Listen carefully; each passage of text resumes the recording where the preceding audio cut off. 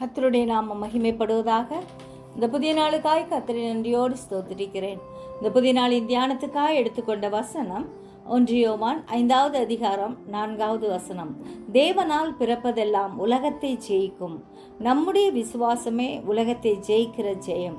நாம் உலகத்தில் ஜெயமான வாழ்க்கை வாழ்ந்து உலகை ஜெயிக்க பிறந்தவர்கள். எனவே உலக பாரம், உலக ஆசைகள் நம்மை மேற்கொள்ள இடங்கொடாமல் தேவ சித்தம் நம்மில் பூரணமாய் நிறைவேற பூர்ணமாய் நம்மை ஒப்பு கொடுப்போம்.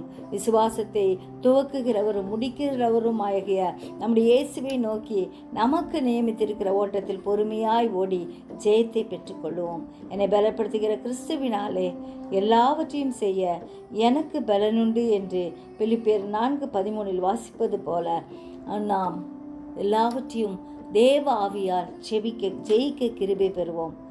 பவுல் சொல்லுவது போல ஒவ்வொரு நாளும் நாமும் அறிக்கையிடுவோம். கர்த்தர் நம்மை ஆசீர்வதிப்பார். ஜெபிப்போமா. ஜீவிக்கிறதான நல்ல இயேசுவே, இந்த அருமையான நாளுக்காக நன்றியோடு ஸ்தோத்திரிக்கிறோம் ஐயா. ஆண்டவரே, அப்பா, உம்மீது நாங்கள் கொண்டிருக்கும் விசுவாசத்தில் மென்மேலும் வளர கிருபை தாரும். எங்கள் ஒவ்வொருவரையும் பாதுகாத்துக்குங்க, வழி நடத்துங்க, பலப்படுத்துங்க. கிருபை மேல் கிருபை தாங்க. உங்களுடைய கிருபையின் கரம் எங்கள் ஒவ்வொருவரையும் பாதுகாக்கட்டும், வழி நடத்தட்டும். சிறியோர் முதல் பெரியோர் வரை ஒவ்வொருவரையும் ஆசீர்வதிங்க. தூரத்திலும் சமீபத்திலும் இருக்கும் உங்களுடைய பிள்ளைகளை கர்த்ததாமே வேலியடைத்து பாதுகாப்பீராக. எங்கள் அனைவரையும் வெறுமையாக்கி உங்களுடைய கரத்தில் ஒப்பு கொடுக்கிறோம் ஐயா. ஆண்டவரே, எங்களை பலப்படுத்துகிற கிறிஸ்துவா எங்களோடு கூட இருக்கிறபடியால் நன்றி ஆண்டவரே.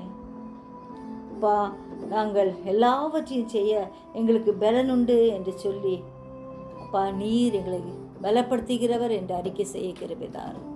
ஆசீர்வதியும் வழி நடத்தும். இயேசுவின் மூலம் ஜெபங்கேளும் பிதாவே, ஆமென்.